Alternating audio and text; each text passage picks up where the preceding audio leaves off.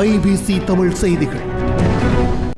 இலங்கையை உலகிய தொடர்குண்டு வெடிப்புகள் தொடர்பில் போலீசார் பல தகவல்களை வெளியிட்டு வருகிறார்கள்.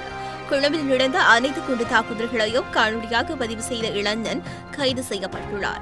கொழும்பு ஷங்கரிலா ஹோட்டல் மற்றும் தெமட்டகுட வீட்டு தொகுதியில் இடம்பெற்ற குண்டு தாக்குதல்களை குறித்த இளைஞர் முழுமையான காணொலியாக பதிவு செய்துள்ளார்.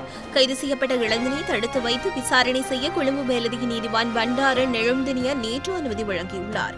கைது செய்யப்பட்டவரின் கையெழுத்து தொலைபேசியை ஆராய்ந்தபோது நேற்று முன்தினம் இடம்பெற்ற 7 தற்கொலை குண்டு தாக்குதல்களின் முழுமையான காணொலிகள் காணப்பட்டுள்ளது. குண்டு தாக்குதலில் ஆரம்பம் முதல் முடியும் வரை எப்படி கிடைத்தது ஆய்வதற்காக குறித்த இளைஞனை தடுத்து வைப்பதற்கு நடவடிக்கை எடுக்க வேண்டுமென அதிகாரி ஒருவர் நீதிமன்றத்தில் சுட்டிக்காட்டியுள்ளார். அதற்கமைய தடுத்து வைக்க அனுமதி வழங்கிய நீதிபதி சந்தேக நபரை எதிர்வரும் 8ஆம் தேதி மீண்டும் நீதிமன்றத்தில் ஆஜர்படுத்துமாறு உத்தரவிட்டுள்ளார்.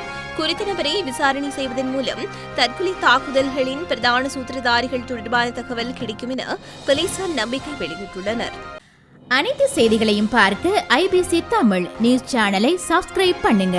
உடனுக்குடன் செய்திகளை தெரிந்து கொள்ள வேண்டுமா? அப்போ கீழே இருக்கிற பெல் பட்டனை மறக்காம கிளிக் பண்ணுங்க.